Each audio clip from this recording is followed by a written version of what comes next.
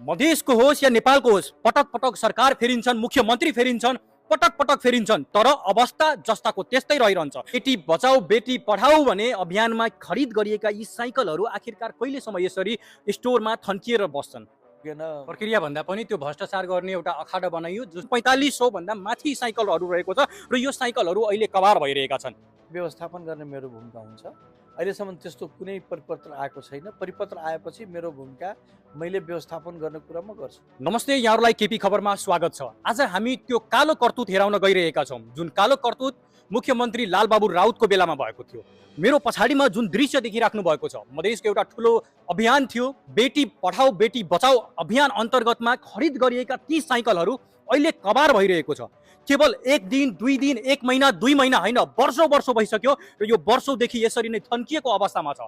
यहाँ अख्तियार अनुसन्धानमा यसको चाहिँ 10 करोड 33 लाख रुपियाँको भ्रष्टाचार ठहर भएको थियो। त्यति बेला विभिन्न व्यक्तिहरू पक्राउ पनि पर्नु भएको थियो र पक्राउ पनि कति मजाले पर्नु भएको थियो भने 3 महिना कैद र 10,000 रुपियाँ जरिवाना, जहाँ कि 10 करोडको साइकल खरिदमा भ्रष्टाचार गरिएको ठहर भएको थियो। तर त्यहाँ चाहिँ कति महिना कैद, 3 महिना कैद र सँगसँगै 10,000 रुपियाँ जरिवाना गराइएको थियो। यो भन्दा ठुलो भद्दा मजाक आखिरकार के हुन सक्छ?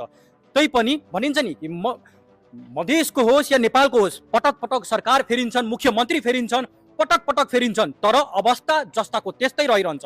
यो साइकलहरू हेर्नुहोस् त, यो टायर, यो साइकलको टायरहरू हेर्नुहोस्, यो थोत्रो भइरहेको छ, यो कभार भइरहेको छ। आखिरकार यो साइकलहरूको किन समयमा यसको नियमन गरेर समयमा किन आखिरकार वितरण गर्न सकिएन? यो साइकलहरू हेर्नुहोस् त, यो साइकलको जुन चाङ हेरिराख्नु भएको छ, यो लगभग तपाईँको 4500 भन्दा माथि रहेको छ।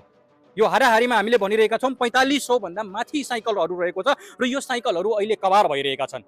अब यो स्टोरमा हामीले साइकलहरू हेराइरहँदा तपाईँहरू कदापि चाहिँ नझुकिनु होला कि हामीले कुनै फिल्टर युज गरिरहेका छौँ। यो साइकलमा जमेको यो धुलो हो, यो धुलो र यो धुलो के हेर्नुभएको, यो खियाहरू हेर्नुहोस् न, यो खियाहरू लागिसकेका छन्। यो साइकलहरू कहिले आखिरकार वितरण हुन्छ? पटक पटक मुख्यमन्त्रीहरू फेरिन्छन्। हाम्रो मधेसको भनेको यस्तो गजबको छ कि पटक पटक मुख्यमन्त्री, कुनै मन्त्री चाहिँ 25 दिनभित्र चाहिँ फेरिन्छन्। अवधानिक रूपमा चाहिँ मुख्यमन्त्रीहरू नियुक्ति हुन्छन्, तर मुख्यमन्त्रीहरू नियुक्ति त हुन्छन्, तर मुख्यमन्त्रीहरूले गर्नुपर्ने काम कहाँ हो कहाँ, त्यो चाहिँ अत्तो-पत्तो छैन। आसेपासेहरूलाई सायद यिनीहरूले आसेपासेहरूलाई मात्रै देख्ने गर्छन्। जुन चाहिँ बेटी बचाऊ बेटी पढाऊ भने अभियानमा खरिद गरिएका यी साइकलहरू आखिरकार कहिलेसम्म यसरी स्टोरमा थन्किएर बस्छन्? आखिरकार अहिले कृष्ण प्रसाद यादवजी हुनुहुन्छ, मुख्यमन्त्री हुन्छ, मध्य प्रदेशको मुख्यमन्त्री। आखिरकार उहाँको के छ योजना? आखिरकार योजना के छ? यो साइकलहरू यत्तिकै फालिदिने कि या त यसलाई चाहिँ कबाराको भाउमा बेचिदिने कि?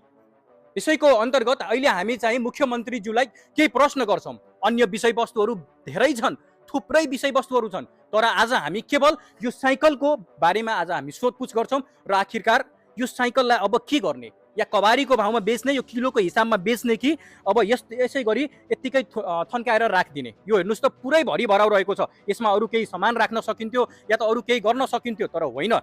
हाम्रो मधेसको र यो चाहिँ हेर्नुहोस्, यो ध्यान दिनु होला है। र केवल त्यहाँ मात्रै नभएर तपाईँको म चारैतर्फ घुमेर देखाइदिउँ। यो चारैतर्फ यो साइकलले पुरै भरि भराउ रहेको छ। यो कालो करतुत हो। यो आखिरकार हाम्रो मन्त्रीज्यू, हाम्रो नेताज्यूहरूले आखिरकार कहिलेसम्म यसरी चाहिँ हाम्रो गरिब जनताको पैसाको आखिर दोहन गर्ने? यो कुनै नेताको खल्तीको पैसा होइन, यो कुनै कर्मचारीको खल्तीको पैसा होइन, यो आम सर्वसाधारण जनताको पैसा हो, जुन चाहिँ कर मार्फत हामी तपाईँले तिर्ने गर्छौँ।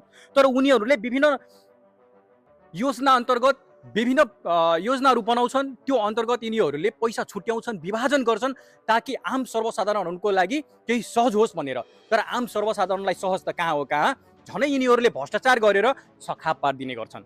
यो हेर्नुहोस् त, यो स्टोर रुमको यो हाल अवस्था, ए बा हेर्नुहोस्, यो साइकलको अवस्था हेर्नुहोस् त। यो साइकल कसले लान्छ?